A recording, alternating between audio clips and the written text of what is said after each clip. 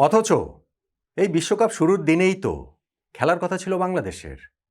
৭ই ফেব্রুয়ারি শনিবার বিকেল ৩:৩০ কলকাতার ইডেন গার্ডেন্সে ওয়েস্ট ইন্ডিজের বিপক্ষে। কিন্তু বাংলাদেশ নেই, বাংলাদেশ টি-20 বিশ্বকাপ খেলছে না।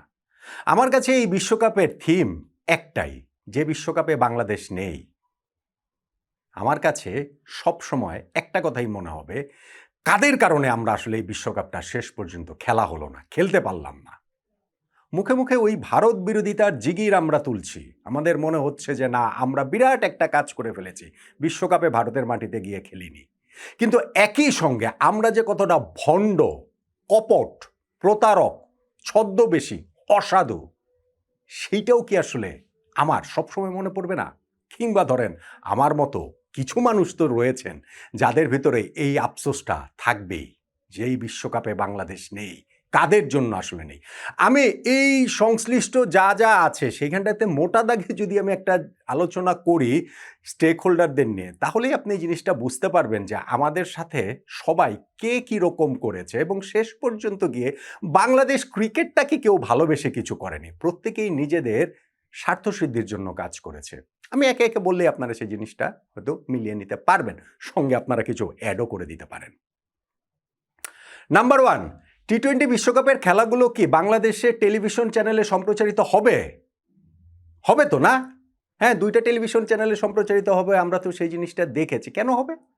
আইপিএলের ম্যাচ তো বাংলাদেশ টেলিভিশনে সম্প্রচারিত হবে না, সরকার সিদ্ধান্ত নিয়েছে। মুস্তাফিজুর রহমানকে আইপিএল থেকে বাদ দেবার পরে ভারত বিরোধিতার সেই জিগিরে তুমুল জনপ্রিয় সিদ্ধান্ত, আইপিএল আমরা এই বছর বাংলাদেশের কোনো টেলিভিশন চ্যানেল দেখানো হবে না, আইপিএল সংক্রান্ত কোনো নিউজ যাওয়া যাবে না, কোনো আলোচনা করা যাবে না। বিশ্বকাপের ক্ষেত্রে সেটা হলো না কেন? আইপিএলে তো শুধুমাত্র একজন মুস্তাফিজুর রহমান নেই, আর বিশ্বকাপে তো পুরো বাংলাদেশই নেই।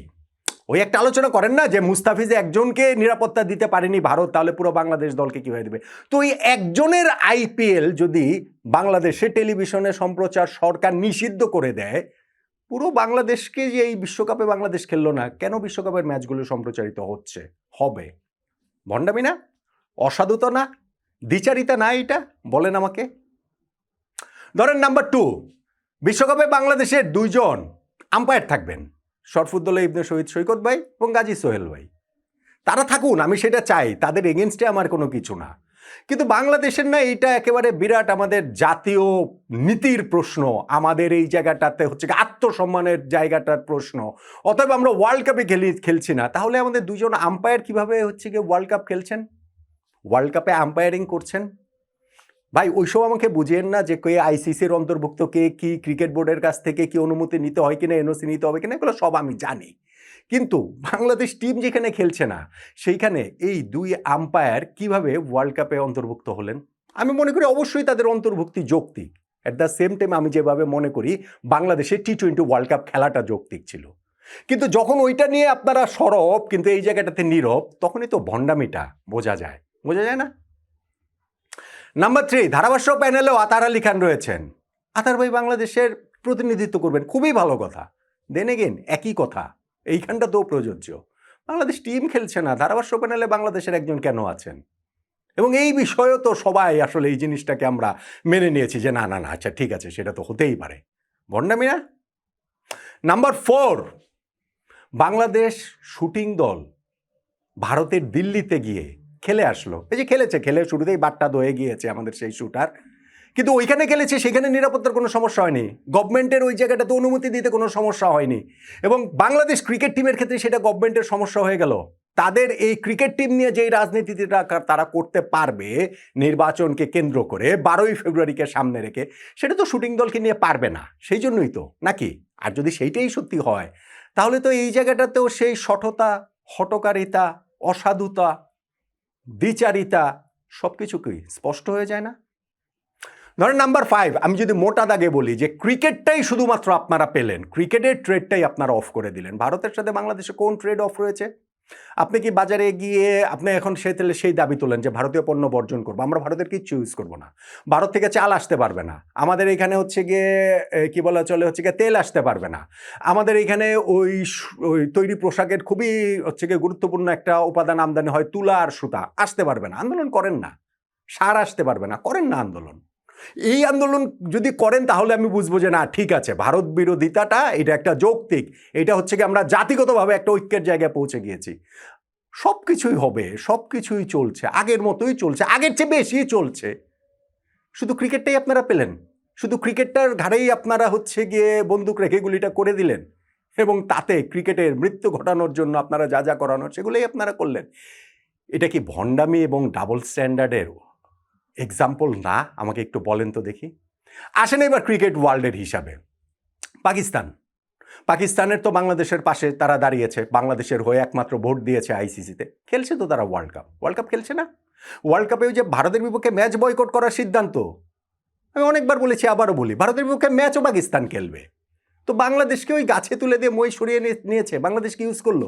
সবাই যেভাবে ইউজ করে, আমাদের রাজনীতিবিদরা ইউজ করছেন, ঠিক তেমনিভাবে ওয়ার্ল্ড ক্রিকেটও আমরা সেভাবেই ইউজড হলাম, পাকিস্তানও আমাদেরকে সেভাবেই ইউজ করলো। দেখেন, আপনারা দেখেন ভারতের বিপক্ষে ম্যাচ খেলে কি কেন না। বাংলাদেশের পাশে যদি সত্যিই তাদের দাঁড়াতে হতো, তারা ওয়ার্ল্ড কাপই বয়কট করতো। সেটা যেমন করে নাই, ভারতের বিপক্ষে ম্যাচও তারা বয়কট করবে না। ধরেন নাম্বার 6, শ্রীলঙ্কার কথা আপনি বলেন, কত 6, 7 কি বলছি আমি, হিসাব আপনারা করে নিন। শ্রীলঙ্কার কথা বলেন, শ্রীলঙ্কা তো বাংলাদেশের বিপক্ষে ভোট দিয়েছিল না? যে ভারত থেকে আমাদের খেলাগুলো শ্রীলঙ্কায় চলে যাবে, শ্রীলঙ্কা এটা নিতে চায় না, গ্রুপ চেঞ্জও তারা রাজি না, ভোট তো দিয়েছে এবং তাদের অবস্থান তারা স্পষ্ট করে জানিয়েছে। এখন তারা আবার পাকিস্তান ক্রিকেট বোর্ডকে কী কারণে চিঠি লিখে জানাচ্ছে যে যেন ভারত পাকিস্তান ম্যাচটা হয়? তাদের ট্যাকে টান পড়েছে বলে, তাদের টাকায় টান পড়েছে বলে, ভারত পাকিস্তান ম্যাচ না হলে তাদের পর্যটনে ওইখানটাতে হচ্ছে গিয়ে ক্ষতির সম্মুখীন হবে সেই কারণে। সব কিছু মিলিয়ে তো বিষয়টা তো তাই। বাংলাদেশের বিপক্ষে তখন ছিলেন শ্রীলঙ্কা, এখন আবার হচ্ছে গিয়ে ভারত পাকিস্তান ম্যাচ যদি ওইটার হিসাবেই যদি না হয়, হবে না, কিন্তু এইটা আবার তারা ইনশিওর করতে চান। ধরেন নাম্বার 8, আমাদের যে বিভিন্ন বিশেষজ্ঞরা নানান কথাবার্তা বলছেন, আমি মিডিয়ার কথাটা বাদ দিলাম, বাংলাদেশের মিডিয়া যেহেতু এটার পার্ট, আমি সেটার কথা আমি বলবো না, শুধু আমি ছোট্ট করে এটা বলে রাখি, মিডিয়া আপনাদেরকে সেই জিনিসটাই দেখাতে চায় যেটা আপনারা দেখতে চান, যে এখন আপনারা গত 1 মাস 1.5 মাস ধরে দেখতে চান, শুনতে চান, পড়তে চান হচ্ছে গিয়ে ভারত বিরোধী কে কি বলেছে, কোথায় কি জিনিস রয়েছে, সেগুলো আপনাদেরকে বলা হচ্ছে, বলানো হচ্ছে, শোনানো হচ্ছে, গেলানো হচ্ছে। অন্য কাউন্টার ভয়েস আপনাদের কাছে আসে না, ফলে আমি ঠিক আছে, ওইটা আমি মিডিয়ার কথা না হয় নাই বা বললাম, কিন্তু এই যে বিভিন্ন বিশেষজ্ঞরা যে বিভিন্ন মতামত দিয়ে বেড়াচ্ছেন, সেইগুলার ক্ষেত্রেও ভারত বিরোধীগুলাই সেখানটাতে চলে আসে, অন্যগুলো আপনাদের কাছে। ধরেন নাসের হোসাইন, এই 2-3 দিন আগে না, কাল পরশু একটা কথা বলে ব্যাপক আলোচনার মধ্যে পড়েছেন, তিনি জন্ম দিয়েছেন যে না, কেন আইসিসি এখানে ডাবল স্ট্যান্ডার্ড নিচ্ছে, ভারত যদি এরকম করতো বাংলাদেশের মতো তাহলে কি আইসিসি এই অবস্থা নিতে পারতো কিনা, ব্লা ব্লা ব্লা, অনেক কিছু তিনি বলেছেন।